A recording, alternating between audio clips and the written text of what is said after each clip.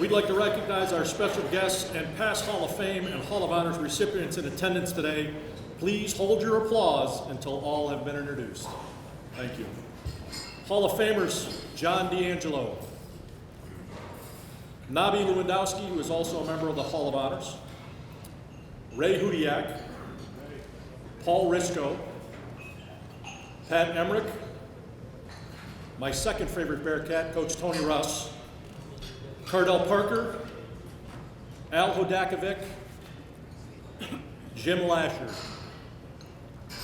Members of the Hall of Honors, Bishop Roger Dries, who is not with us today, Nabi Lewandowski, Andy Smith, John DePaula, and Bob Toth. And our special guest for the evening, Benedictine President Ryan Risner from the class of 1995, former President Frank Basu, current Principal Dominic Fanuli. For those of you who don't know, Dominic is Frank's nephew and is the grandson of our beloved Coach Basu. So the Basu tradition continues at Benedictine. Former head coach who led the Bengals to 2 state football titles, Art Bortnick, and Bill Wilkinson from the class of '82, who's the chairman of the school's board of directors.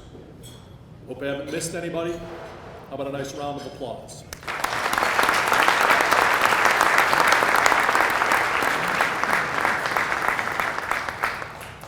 Now let's meet our 2022 inductees. You'll hear a number of stories and examples of the many Benedictine traditions and the impact the school has had on those members of the class of 2022, so please sit back and enjoy. You can also read more about the inductees in the program that's at your table. Our first inductee into the Hall of Honors brings an Ironman streak as a teacher at Benedictine. The comparison to Cal Ripken, owner of baseball's longest consecutive game streak, is in fact warranted. Father Anselm began teaching at the school in 1964 and continued until 2011. After serving at Walsh University in Canton, he returned to Benedictine in 2015 and continues to teach a couple of German classes today. For the record, 54 years he's been teaching in the Benedictine classrooms. No other teacher in school history comes close. Legendary coach Augie Basu remained on the coaching staff but retired from teaching in 1988 at the age of 70. Father Anselm has served as a weekend associate at St. Charles Borromeo Parish in Parma for the past 55 years. It's believed that Father Anselm has served longer at one parish than any other priest in the diocese. As a director of the German Club, Father Anselm has led tours of Ohio's Amish country since 1979. That same year, he began leading student and parent tours to Europe over Easter break. For many years, he has helped interested students by leading multi-day bus tours to a series of colleges. He has served as moderator for many clubs and activities at the school, including the National Honor Society, the Travel Club, the Yearbook, and the Key Club. At St. Andrew's Abbey, he has served in many administrative and leadership roles. I take great pleasure to welcome Father Anselm to the Benedictine Hall of Honors.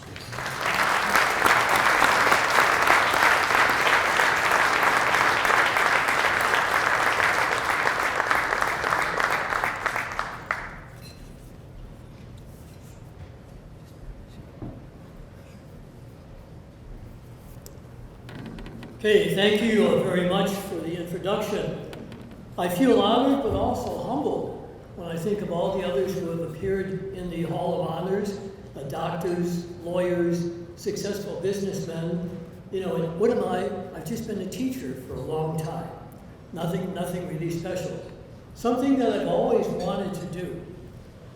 Even when I was a little kid, I had 2 things I thought I wanted to do. Number 1, I wanted to be a Greyhound bus driver, and number 2, I wanted to be a teacher. Well, why a Greyhound bus driver? My mom came from a little town in southeastern Ohio, Lansing, Ohio, about 5 miles east of Wheeling, West Virginia. So every summer, my mom would like to get rid of me, I think, for a couple of weeks, and she would put me on the Greyhound bus in Cleveland, and my grandma would pick me up at a Greyhound bus in Wheeling. Did that for many, many years. And so I said, you know, this is great. Those days they didn't have the interstate. So it was like 21 around 250, stopped at Canton, Dover, Massillon, Philly, all the way down. So I was familiar with the route. I said, I'd be a good Greyhound bus driver. But then I always wanted to be a teacher. When I was in the 7th grade at St. Philip Neri School, we had a brother from Cathedral Latin, forgive me, Cathedral Latin, who gave a talk about being a brother.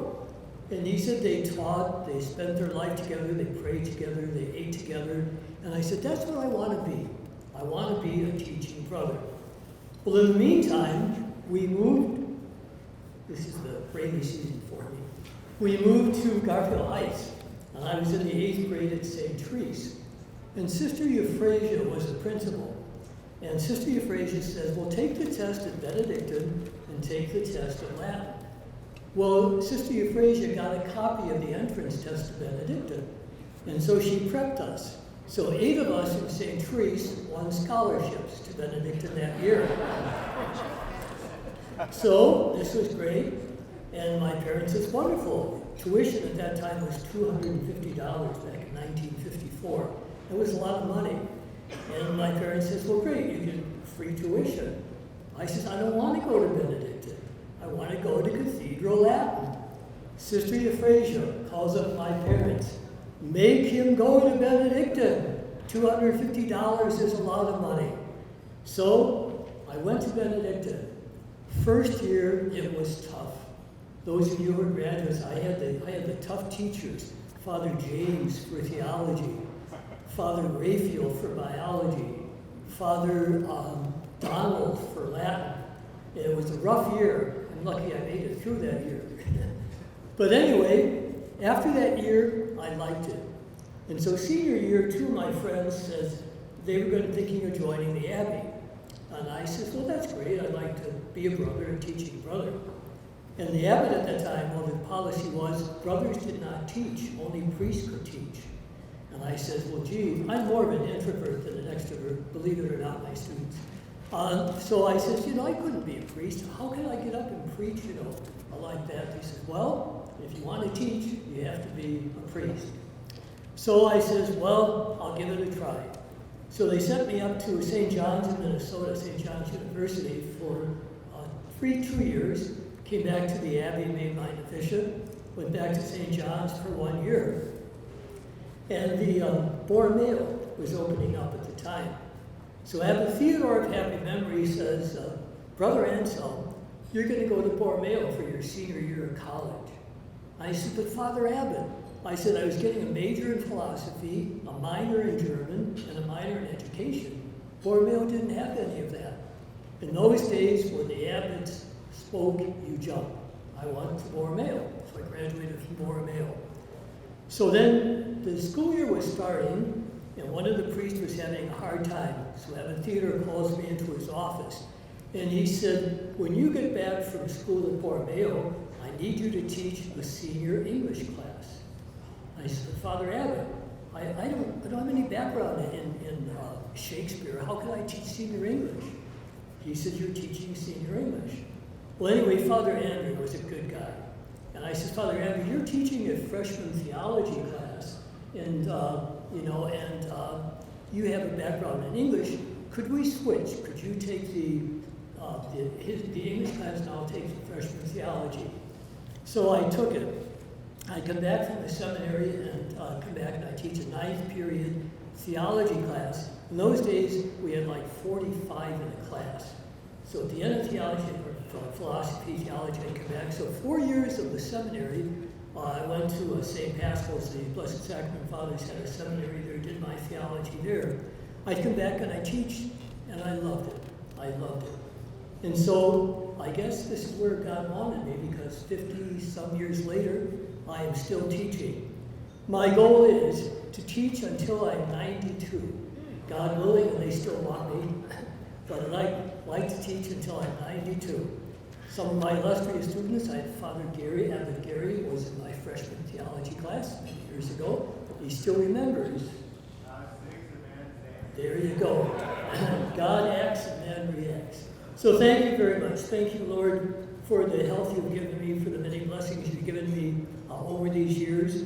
Thank you for giving me the opportunity to work with some wonderful faculty members at Benedictine, especially like Joe Cesar, and Tom Gallagher, Rick DiGeronimo, and so many wonderful teachers and administrators.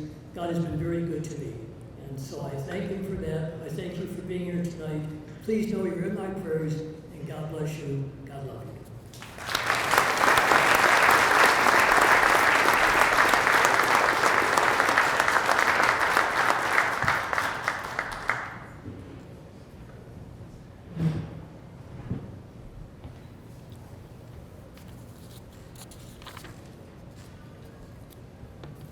Our first inductee into the Athletic Hall of Fame becomes only the fourth graduate to become a member of both the school's Hall of Honors and the Athletic Hall of Fame. He joins Nabi Lewandowski, Charles Reynolds, and Super Bowl coach Chuck Noll as the others in this exclusive group. As a track and cross country runner, his goal in high school was to get to the finish line first. And later in life, in his auto racing career, he continued to make it his goal to reach the finish line first. Jim Truman once told a member of the Benedictine community decades ago that his time spent running track and cross country were the happiest years of his high school days. He still remains in the highest placing finishers in the state cross country meet by Benedictine runner when he was 11th in 1952. Since then, a few Bengal runners have come close, but none have surpassed his finish. At the Knights of Columbus indoor track meet, he won the mile and was on the record-setting 880 relay team to help the Bengals to the team title. After college, Truman followed his interest in auto racing and was quite successful. He then opened a restaurant in Columbus and later founded the Red Roof Inn motel chain. His auto racing career brought him back to his hometown in 1982 as the team owner of the car that Bobby Rahal won the inaugural Cleveland 500 race. A few years later, Rahal drove Truman's car to victory in the Indianapolis 500. It was a remarkable and emotional victory. Sadly, Jim was ill with cancer and died less than 2 weeks after the race. To honor his family, which includes his brother Bill, a 1950 Benedictine graduate, the Benedictine Gymnasium was named the Truman Memorial Fieldhouse in 1994. I'd like to welcome Jim Truman into the Athletic Hall of Fame. Accepting the Hall of Fame honors are his wife Barbara and his son-in-law Ron Gajak.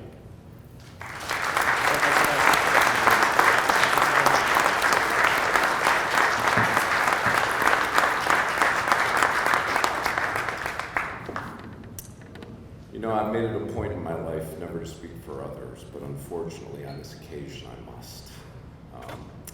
Jim Truman was a loyal, honest, hardworking, competitive, and successful person. His accomplishments attest to that fact. Once Jim found out I was a native Clevelander, he asked those two inevitable questions. What side of town did I grow up on? And where did I go to school? In the midst of that conversation, I came to understand how proud he was to be a Benedictine graduate and how grateful he was to attend that school. Where many of the traits he had were instilled by his parents and inherent within him, I gained the impression that Benedictine honed, refined, and polished those skills. It helped make him the man he became. So on behalf of Jim, his wife Barbara, his children and grandchildren, and the rest of his family, I want to thank you for this recognition. Mr. Truman would be honored and proud to be part of this company. Thank you.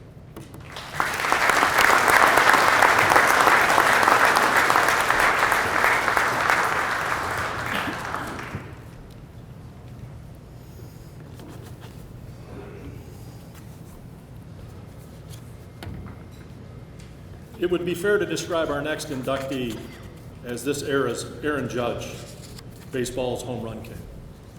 But back in the day, the next inductee was Benedictine's Babe Ruth as a home run hitter on the school's winningest baseball team in 1962. The Bengals finished 26-3 that year, reaching the Final Four in Columbus. Brett Marco Giuseppe knocked home runs against Lincoln, Collinwood, West High, and against arch rival Cathedral Latin. He hit for average in 1962. His batting average was a hefty 367. outstanding for a home run hitter. He hit in the clutch. Brett knocked in the winning runs in a come-from-behind 6-5 victory over unbeaten Ashtabula in the regional semifinals. Then he went 3 for 3 to help the Bengals to a 5-1 win over Oberlin and win a ticket to Columbus. Several of his teammates have said that legendary coach Augie Basu praised Brett Marco Giuseppe for having the purest baseball swing the longtime coach had ever seen. For those who knew Coach Basu, that's praise of the highest degree.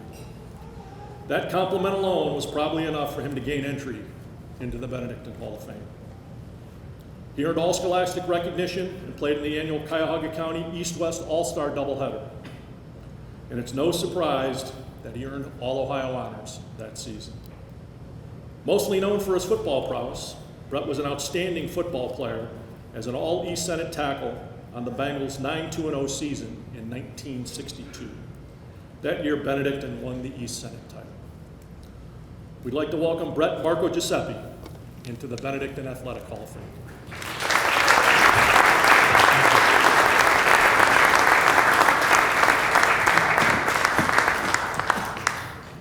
Thank you very much.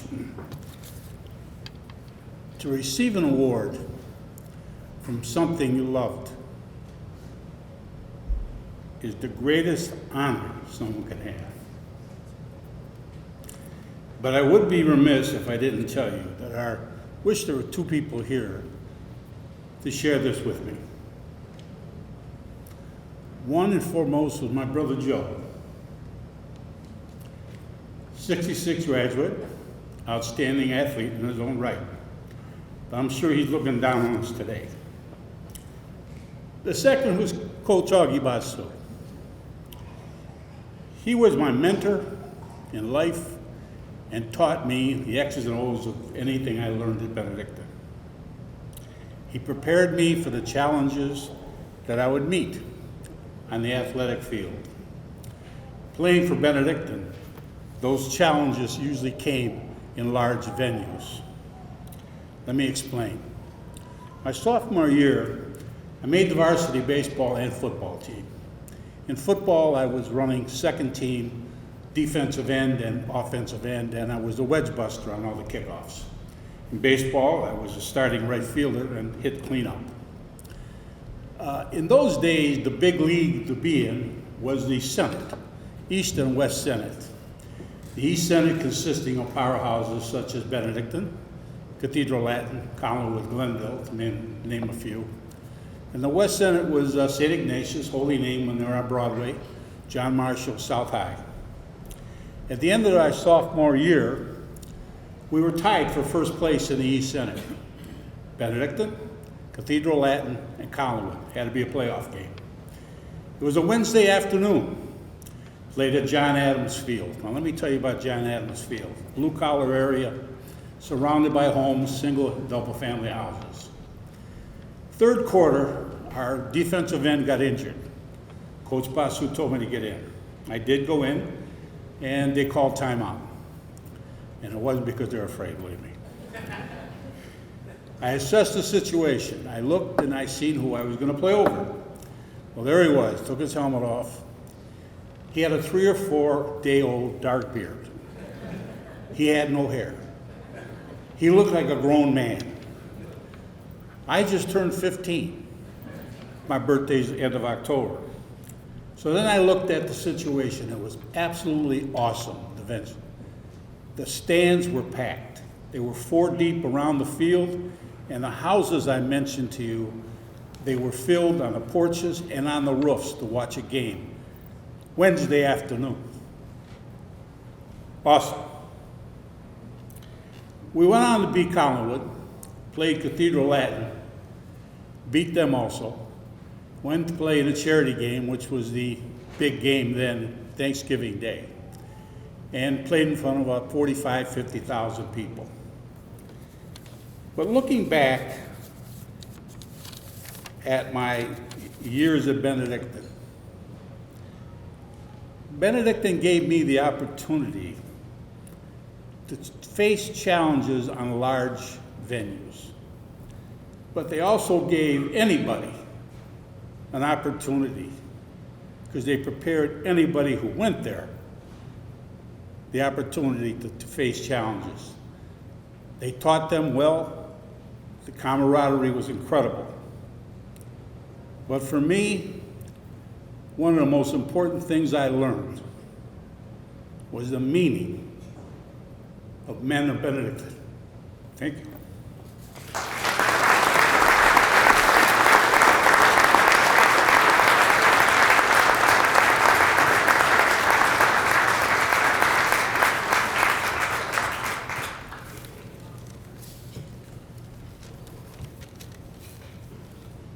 Great players who make great plays in big games become unforgettable figures. Our next inductee fits that description perfectly. In one of the greatest football victories in school history, junior Greg Marn was a difference maker in the Bengals' 30-16 victory over St. Ignatius in the 1963 charity game. The game was so big that the biggest crowd in 10 years attended the Thanksgiving morning classic for the city championship. More than 37,000 fans watched as Marn picked apart the Wildcat defense. From his halfback position, Marn completed 3 of 4 passes for 97 yards. He scored 1 touchdown. He threw for another score. He passed for a 2-point conversion and ran for another 2-point conversion. The Wildcats were 9-0 and ranked 5th in the state before the game. This Bengal victory is ranked as one of the greatest upsets in charity game history that dates back to 1931. As a senior, he helped the Bengals to the East Senate title and earned all East Senate honors. In one key victory late in the season, Martin gained 141 yards on 22 carries. It wasn't until after the game was over that it was found out that he played with a broken finger. You probably wouldn't believe it when you look at his photo in the program. Greg was one of the finalists for Benedictine's best dress list in the class of 1965. I didn't write this, Greg. Greg is a high school football coach in Kansas and could not be with us tonight, but his classmate, Bob Reisick, will accept the award in his absence. I take pleasure in welcoming Greg Marn to the Benedictine Hall of Fame.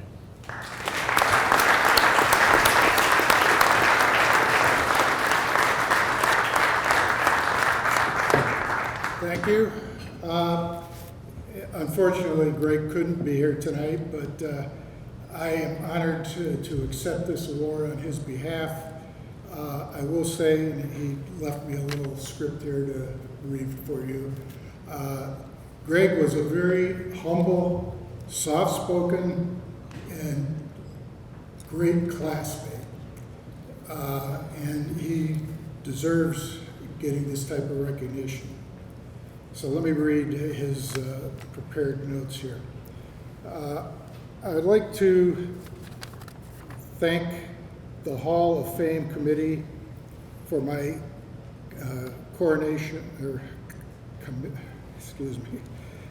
nomination and induction into the 2022 Benedictine Athletic Hall of Fame.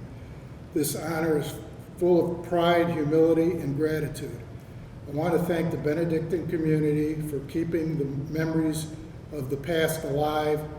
It's an honor to be chosen among the fellow inductees. We all share the pride and discipline of Benedictine education. Thank you also to Benedictine High School, the administration, monks, faculty, coaches, and talented student body and teammates that helped me through my high school years. A special thank you to coaches Augie Basu and Charles Reynolds for believing in me and giving me an opportunity to play football, basketball, and baseball. They taught me about discipline, hard work, teamwork, and giving your best at all times. Both are great role models and influential in my development. I will always remember praying at the grotto before and after practice, Friday game day mass in the chapel, and Coach Basu leading us in rosary on the bus to our games. He always ended with St. Benedict, pray for us, and Lady of Victory, pray for us. I would like to add my wearing a tie to school every day was a sign of dress up, show up, and grow up. Education is important, and that BHS is going to develop your mind, body, and spirit in a successful man, to be a successful man. A man of Benedictine. You are going to the home of champions for your education. We will pray and work hard, ora et labora. Thanks to Benedictine High School. Keep the Bengal roaring. Don't forget who you are, and don't forget where you come from. And just in addition, as Greg alluded to here, he had influences from his high school coaches, and that led to him, after going to Kansas State University for 4 years, to get into the profession of coaching. He coached in Manhattan, Kansas for 40 years as a defensive coordinator and assistant head coach at the Manhattan High School. He's been married for 52 years with 2 kids, and he has exemplified what it means to be a Benedictine man. Thank you.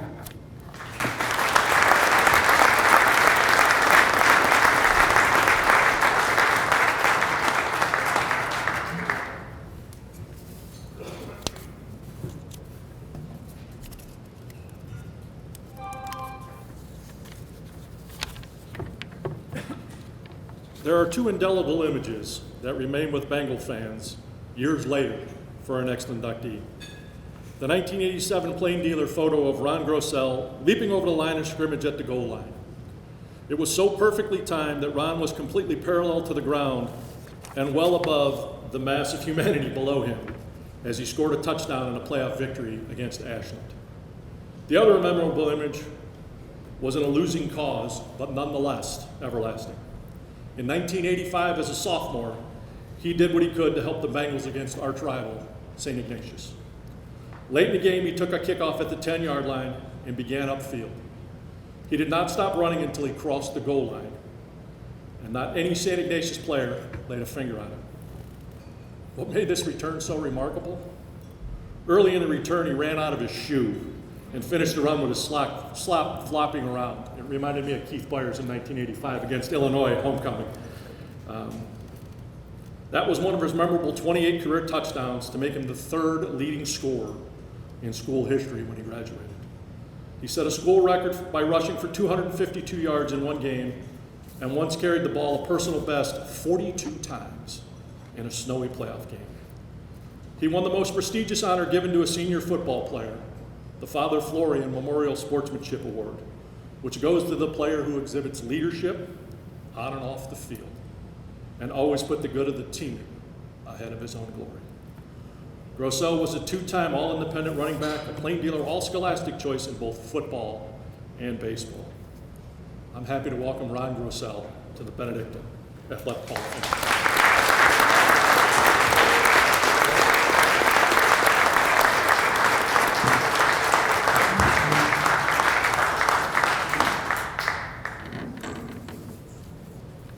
I am honored and humbled to be elected to the Benedictine Athletic Hall of Fame. I know your choice transcends me as an individual, for there have been many people in my life who have made this day possible. The last time I wore a Benedictine uniform, 35 years ago, seems like a long time to me. That's like, what, half of Mr. Francioli's teaching career, maybe? But I remember it like it was yesterday. I feel it in my soul, the soreness of the double sessions in the hot August sun, the excitement of the Saturday night lights at Cleveland Heights, our home field, the voice of Howie Chiswick over the loudspeaker. Ron Grossell, the ball carrier for a Benedictine first down. Practicing in the dark after the time change at Woodhill Park with the headlights from the school van. Walkthroughs in the parking lot with our street clothes. Heavy spaghetti dinners before games that sat in the pit of our stomachs. Long bus rides to away games when we packed our gear. Prayers in the grotto as a team. I remember it all, and it has shaped me into the person I am today. Those Benedictine values of discipline, work ethic, teamwork, humility, service couldn't help but seep into my bones and become a part of me. As I said, there are many people to whom I owe a debt of gratitude for today's honor. I'll start with my earliest coaches from St. Pascal's Pee Wee League in CYO, who taught me to act like you've been there before. When you score a touchdown, make a good play in the field, get a big hit in the last inning. Sorry. Act like you do it all the time, like it's no big deal, right? I've used this helpful advice at different times in my life in addition to sports, and in fact, I'm using it right now.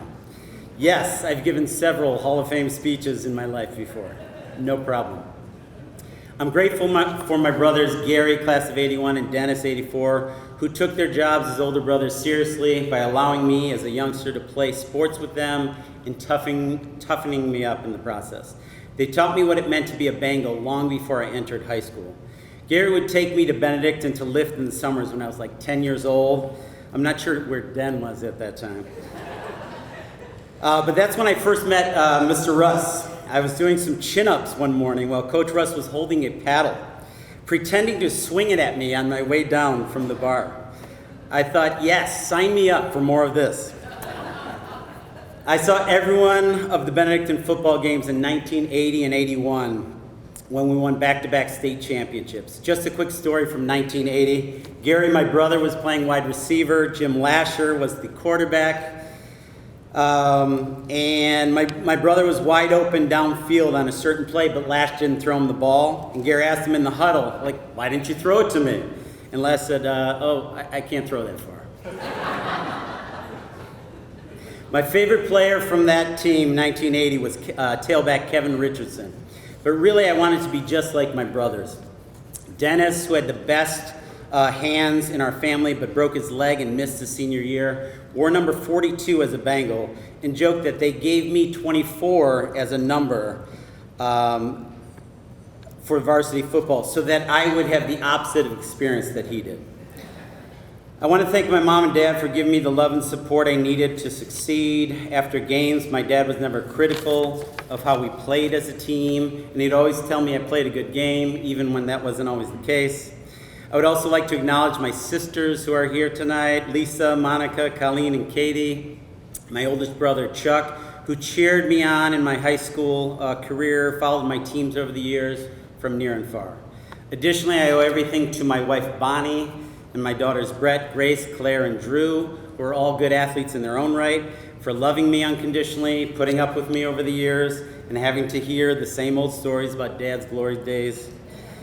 They have always been my biggest fans in life, even when I don't give them something to cheer about. Furthermore, I appreciate everything my Benedictine coaches and teachers did for me, and what current coaches and teachers continue to do for our young people on a daily basis. I want to thank Coaches O'Shaughnessy, Nolan, Bortnick, Russ, especially Coach Basu, Mr. Francioli, the monks of St. Andrew's Abbey, for their dedication to making a difference in young men's lives in building the home of champions. Teaching and coaching is a vocation, and these educators were, and in some cases are, still doing God's work. Finally, most of the credit for today's celebration belongs to my teammates from 85, 86, and 87. Without them, I'm not standing up here today. Football is the ultimate team sport, and if each person does his job to the best of his ability, the team will be successful. This is especially true if you have talented players, which we did. Jerry Roble, Ken Redd, Rich Allen, Mark Kennedy, Reggie Smith, Sean Shota, Preston Risco, John O'Neill, the list goes on. Not to mention my teammates already in the Hall of Fame. So I accept this honor on their behalf, and I hope to see more representation in the Hall of Fame in the future from these talented mid-80s playoff teams. A special shout out goes to my class of 88 teammates.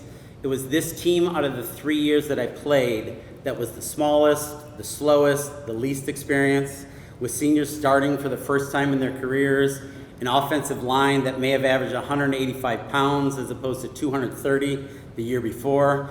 It was this team that went the furthest in the playoffs during my career, one game away from going to a state championship.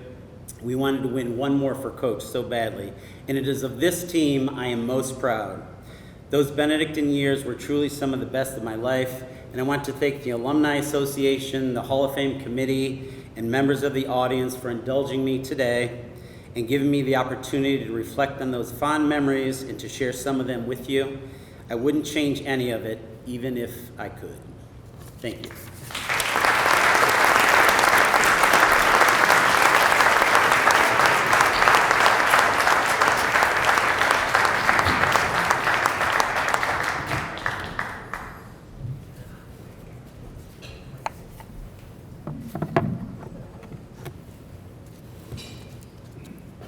Even with his smiling personality, our next inductee was a feared player in a Bengal football uniform. He was an intimidating defensive lineman and a dominating offensive lineman for Benedictine's 1996 state championship football team. That season, he was named to the Plain Deer All-Scholastic team, earned all Ohio honors, and played in the annual North-South All-Star football game. He was on two of Benedictine's 3 state title teams in the 1996-1997 academic year. He took 3rd in the discus and 5th in the shot put to earn valuable points for the Bengals as they took home the state track title. Salem Simon was not on the school's basketball team that won the state title in the winter season, but he did make an impression with the ladies in the student cheering section by wearing his sleeveless shirt. I told you, Simon, I didn't write this. He drew almost as much attention in the stands as the Bengals basketball team did on the court. In track, he was dominant in the field events. He was named as the outstanding field event performer in the 1996 Solon Relays. In the 1997 Solon Relays, he set records in both the shot put and the discus. At the all-Catholic meet, Simon set a record in the shot put to help the Bengals to the team title. He was named to the 1997 Plain Dealer All-Star track and field team. Simon played at Northwestern University and had an interesting business negotiation when he signed with the Baltimore Ravens. His across-the-table adversary was the team's vice president of finance, another Benedictine grad, and Bengal Hall of Famer Pat Moriarty from the class of 1973. But there is no negotiating his honor tonight. We'd like to welcome Salem Simon into the Benedictine Athletic Hall of Fame.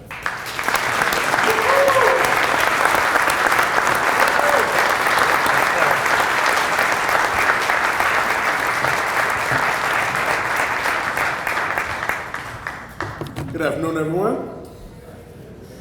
All right, I grew up amongst Baptist preachers, so lay in there with me. Hopefully I won't hold you too long. First, give an honor to God. Thank you for all of those that cheered and rooted for me on the field and the family close, near, and far. First, thanks goes to my mother, Kira Small Robinson, my father, Salem Simon III that had me, and then my stepfather, Richard Robinson, who actually introduced me to football. And I'd like to thank the Athletic Association for nominating me and getting me inducted into this.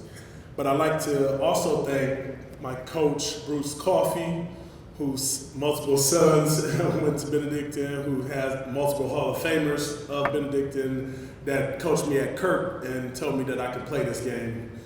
I'd like to thank Coach Burtis, who literally lined every player up on the field against me as a freshman just to see how much heart I had and to see who I could block. And at that point in time, I just made sure I made everybody's life a miserable hell. I'd like to thank Coach Ron Alexander, who was like, "Hey man, why don't you come throw a shot put for me?" And so Coach Ron, he was the wrestling coach, but we would see him just do lift the barbell 100 times in a row.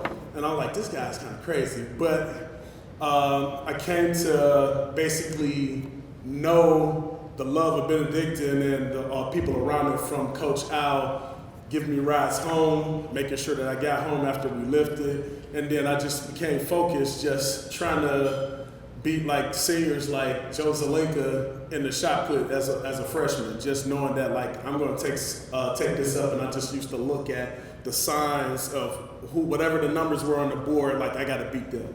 It's interesting that he even brought up Sean Shoda or Richardson. It's because the picture that you see today from 1997, I'm cheesing just because it was Richardson, I think, in the photo in 80 and 81 that had a big cheese on it. I'm like, I'm going to be just like him, so they're going to remember me, and I'm going to sit right in front of this trophy. And so I also like to thank Mr. Russ, Mr. Reynolds, whom I just was with last year, and just asking him what made you believe in us, and he said that he saw something in us that reminded him of himself. And I remember Coach Russ rolling up his sleeves to fight my best friend Walter Randall, just because we just thought we were some tough kids from around the way, but Benedictine was going to show us a thing or two. That fight never happened, but it was really intimidating. I was like, oh, snap. These guys are crazy. I'd like to thank Grandpa Vernon Randall, who actually drove us to everything, made sure I had a ride home, because my mom was at work. She was paying for Benedictine's education tuition, and I had to find some way to get home. And she believed, so I've been a drummer most of my life. That's what she cared about. She was like, okay, once you're done with football, you still have to get to rehearsal, play the drums for the church. So I was doing my math or language assignments while I'm on the drum set. I also like to thank best friend Walter Randall for just, it was an unlikely friendship that we actually had. We actually didn't hang in the same circles. He just hung with people that he knew, and I was with some of the other guys that was from East Cleveland and around the way. And then, because I needed a ride, I had to find a way. And his mom and his grandfather were taking him, and they lived close to my grandparents. But over the time that we got to talking, we just became close friends, where basically he would spend a night over my house. And just an interesting story I just want to share is that going into our senior year or junior year, we both went to Penn State football camp. I actually got to see Joe Paterno, walked into the hallway with my cleats on and this marble floor.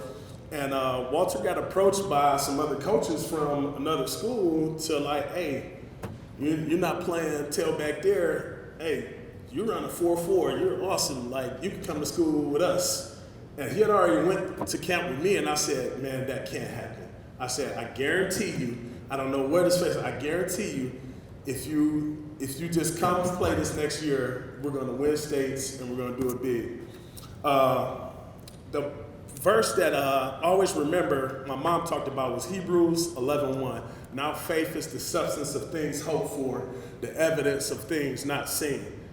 And just talk about clearing the path. I want to bring that up because as I'm flying here from LA and getting from some other business ventures that we have, I'm talking to a young man from the west side of town. I'm telling him what I'm coming here for.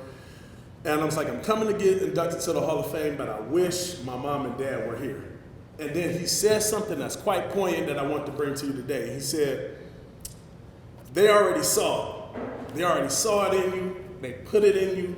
They already knew that you were going to be a Hall of Famer. That's why they sent you to that school. That's why they did the certain things for you. And I'm just remiss that my mom's not here to be able to share this moment.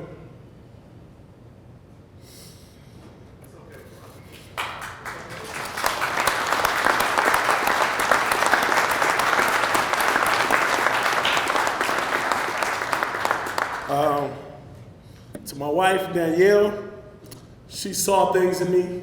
We talked. She said, I know you. I see you. And it's that clearing the path and knowing something about somebody and investing that time, which Benedictine did for me, which my mom did. It shares that you know where the person is going, that you're willing to put forth the effort. That's what I learned at Benedictine.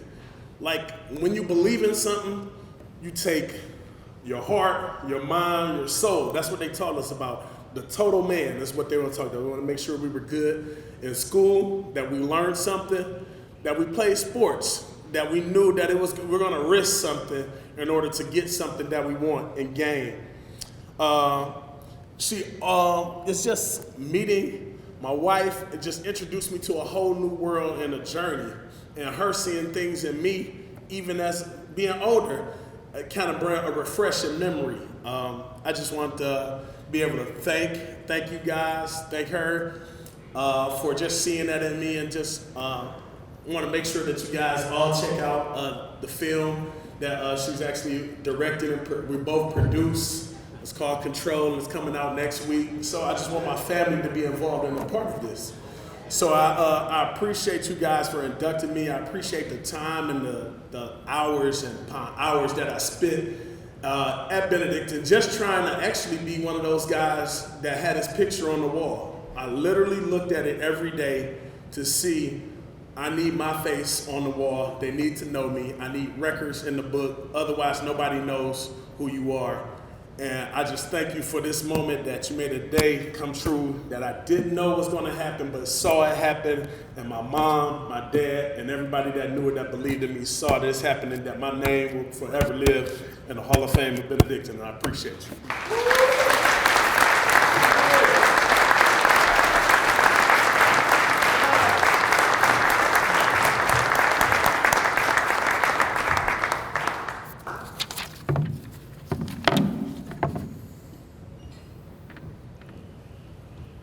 Our next inductee is the pure definition of the term student athlete.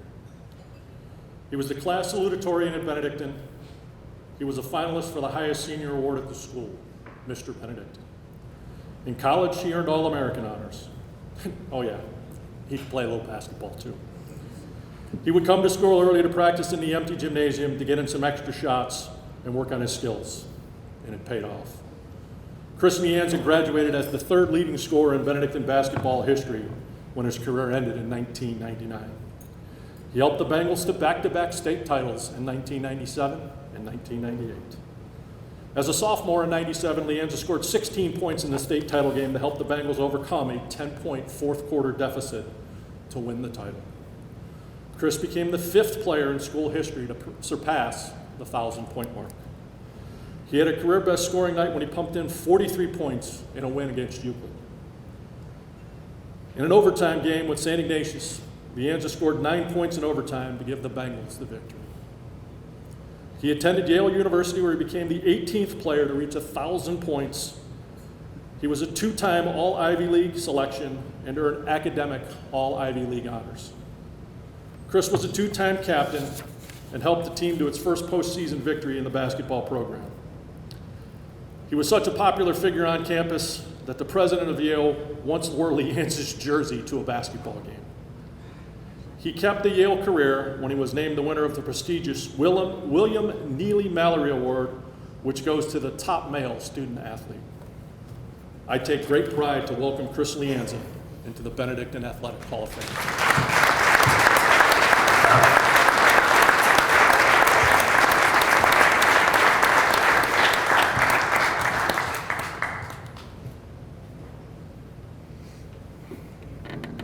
Thank you. I can get used to an introduction like that. On the way here, I was talking to my wife about my speech. And she said to me, don't try to be too charming, too witty, or too intellectual. Just be yourself. It's a true honor to be up here today, and even to be mentioned along with the other inductees and their great accomplishments. I'm very grateful to have had the opportunity to join the Benedictine family, which has served as a catalyst to achievements and continues to have a profound impact on my life. I'll spend the next few minutes recognizing the people that made that possible and share with you a few insights from my journey and hope that you give them consideration in your life as well. With that, thank you to the committee for thinking of me for this wonderful recognition.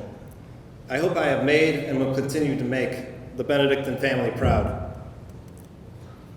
Most importantly, I have to thank God for the talents and gifts, and especially for the people in my life. Specifically, my mom and dad, who made it possible for me to attend Benedictine by sacrificing their time and treasure. In addition, I owe it to my parents for instilling a strong work ethic and a humble confidence to believe I can achieve anything if I was willing to put in the work. To my brother Anthony, who's always been there for me as a supportive older brother. For my wife Lauren, and my two amazing children, Julia and Anthony. My in-laws, Bob and Sue, my nephew Vince, and my great friends, also graduates of Benedictine, Brian, Tom, and Jay. It's special to be able to share this day with you. As I reflect on my Benedictine experience, Benedictine provided me with a moral foundation that helped to cultivate my faith and values and continues to impact my life today. As the home of champions, I was fortunate enough to add to that legacy of being a member of 2 state basketball championships. while I had the pleasure of playing in college, wearing a Bengals uniform by far was the most enjoyable of my career, with many moments I will always cherish. For that, I'd like to thank my teammates and coaches for making it such an enjoyable and memorable journey. I'm grateful for the friends that I made at Benedictine. Several are friends for life, friends I know I can count on to be there in any situation. Now I'd like to transition to sharing a few thoughts about my basketball journey. As I've reflected on my career, there are 3 insights from the successful teams that I've been a part of that I'd like to share with you today. And I try to keep these top of mind in my life, as they have meaning well beyond athletics. The first insight is the commitment required to maximize team potential. Think about the greatest teams of all time, like the 97 or 98 Benedictine basketball teams. One commonality about the greatest teams is winning. It's not that they had one player who led the league in scoring or rushing one year. Great teams, teams that win, have players who make those around them better. Better players, better teammates, and better people. It's these players striving to greatness who know that by working together and helping each other will enable the team and themselves to reach their highest potential. The championship teams that I've had the pleasure of being on, I'm confident there were other teams that had more talent, but we made each other better, and we reached our ultimate goals. What separates great from the good are those who can elevate the performance of their teammates, their colleagues, and their family members. The second insight is one in which when I was at Benedictine, the chaplain exemplified. It's the power of positive energy. Have a can-do approach for yourself, and those you interact with can be a multiplier to achieving great accomplishments. What I mean by positive energy is encouragement, instilling confidence, demonstrating leadership in the face of adversity, and pushing each other with a "we got this" mentality. Positive energy is contagious and can be a strong and powerful catalyst to creating momentum. That chaplain has since been promoted. Thank you, Abbot Gary, for your inspiration.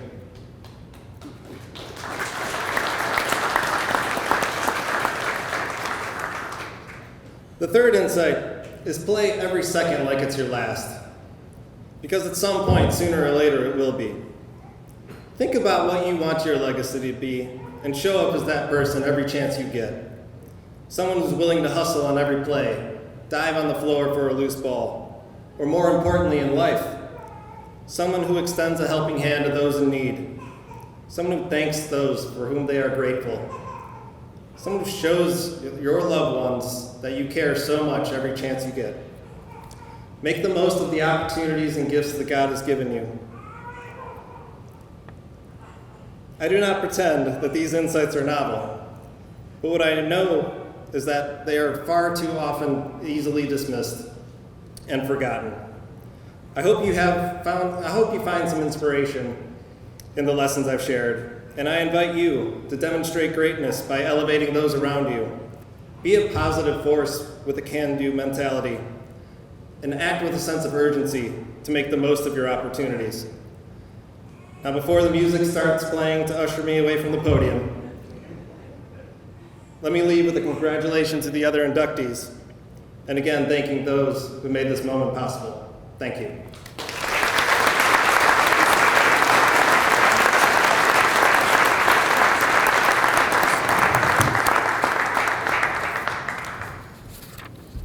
Well, here they are, folks, the class of 2022, Benedictine Hall of Fame and Hall of Honors. How about a nice standing ovation to salute our newest members.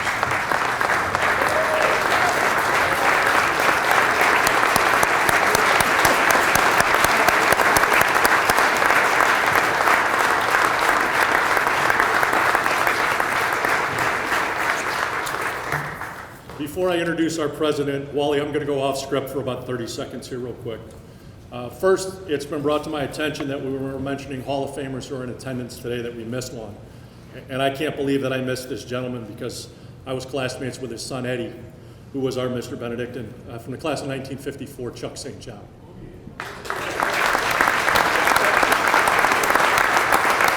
Number 2, Salem, she's here. I guarantee you she's here. And 3, I want to thank Wally for asking me to be here. I don't know how far down the list my name was when they were looking for people to MC. Well, when he called me and asked me, I was speechless. And people who know me would say, yeah, that never happens. I'm used to being off the top of my head, describing what I just saw or what was happening through another venture that I'm involved in. So the scripted medium is not my strongest. And I wasn't supposed to be here because I was supposed to be at Cathedral Latin School down the hill. My dad was a class of 59 Latin grad, and they were in the 7th grade. When I was in the 7th grade, they closed. And when I walked into Benedictine, Benedictine felt like home. And Chris had said one of the hallmarks, and I'm paraphrasing, of championship teams is that they made those around them better. And I can honestly say that in the 42, almost 43 years now that I've been associated with Benedictine High School, I can say unequivocally that just about every person that I've come in contact with from Benedictine has made me a better person.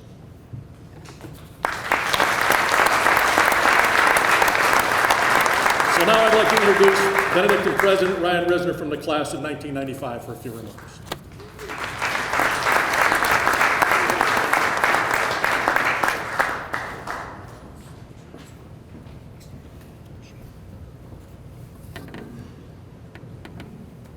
Thank you, everybody, for coming tonight. We're grateful to share this special evening with you, with our inductees, and with their families and teammates. Before we go any further, it would be a grave injustice to not show our appreciation for all those who made this evening possible. So we're looking at Chris Lorber and all those in the advancement team, Wally, all the work that you put into this. It does not go unnoticed. So a round of applause for everybody. Windows on the River, thank you.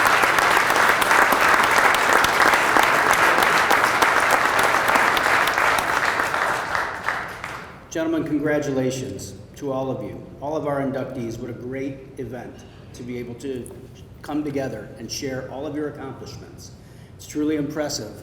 As a man of Benedictine, class of 95, I've read all of your bios. I've looked up to you, I've been taught by you, I've been coached by you, and I've been inspired by you. And I know that anybody else who's come through these halls, they will feel the same, and now you guys are an elite group who will be joining those who will be on those walls, and you will be inspiring those who go through our halls in the future. When you talk about things that go full circle, today we had our open house. All the future men of Benedictine. Our principal Dominic Finelli has made a true commitment on a day-to-day basis to truly evaluate what it is to be a champion. Athletic Hall of Fame, sure, we can have champions. Hall of Honors, service, dedication, we can have those. But what does it truly mean to be a champion? Champion as a father, champion as a brother, a great family member, champion in your business, taking those ideals that were taught within the halls of Benedictine and applying them on a day-to-day basis. That's how you become a champion. And when you hear these guys, everything that they've said, they were inspired, they were taught by those who came before them, and that made them champions, and they continue to be so. And we're challenging our guys on a day-to-day basis to be champions, just like they have been. So my call to action to you, everybody here, you are supporting someone, somebody who believes in Benedictine's mission. Don't forget that people made that possible for you. Anybody who graduated from Benedictine, anybody who believes in our mission, find us the next man of Benedictine. Support them. All of us, including myself, receive support along the way. I heard some people here not too long ago say, remember where you came from. It came from here, and we're all better men for it. So find a way to come back, bring the next man of Benedictine, and find a way to make sure that we have the next Hall of Famer coming through our halls. Thank you. We appreciate everything that you've done, and go Bengals.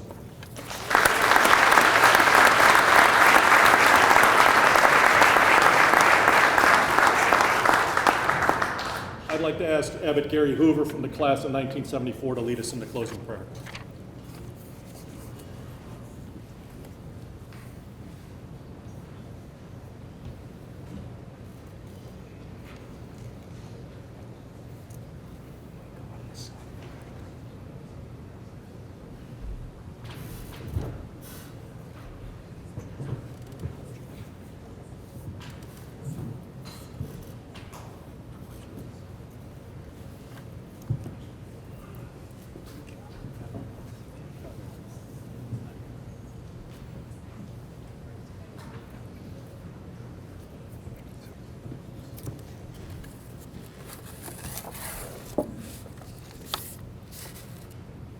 Let us bow our head in prayer.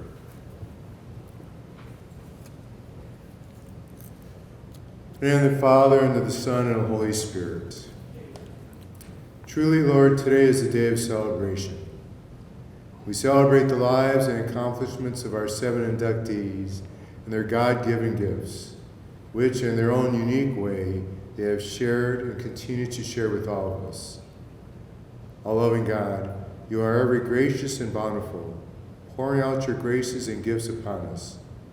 As always, we celebrate your love and your presence among us, especially through your Son, Jesus Christ, who calls each of us to follow him. Today, as we celebrate with great joy your wondrous deeds shining through these 7 men of Benedictine, we thank you for the gifts of Father Anselm, Jim, Brent, Greg, Ron, Salem, and Chris. We know that Jim is celebrating with us from heaven. May you continue to bless all of our inductees and their families so they may continue to be your blessing to others. And so we say, Saint Benedict, pray for us. Our Lady Queen of Victory, pray for us. In the name of the Father, and of the Son, and of the Holy Spirit. Amen. Thank you. We'd like everybody to stand and join us in singing the Alma Mater, the words of which are on the inside cover at the bottom.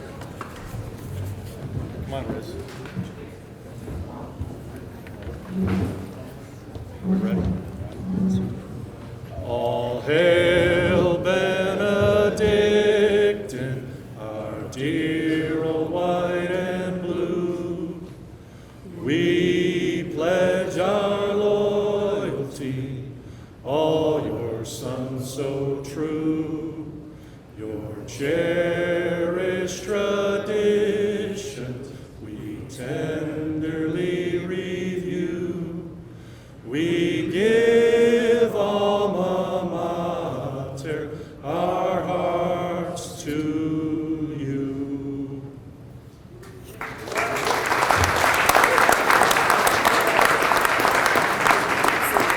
So that concludes our festivities tonight. We want to thank you for joining us this evening. Hope everybody had a great time. We'd like to ask that everybody remain seated for just a couple of minutes so we can get our inductees to the back of the room for a group photo. If you've got a camera or a smartphone and want to take a picture, please feel free to do so. Good night, everybody. Drive safely. Don't forget to tell your friends about Benedictine High School.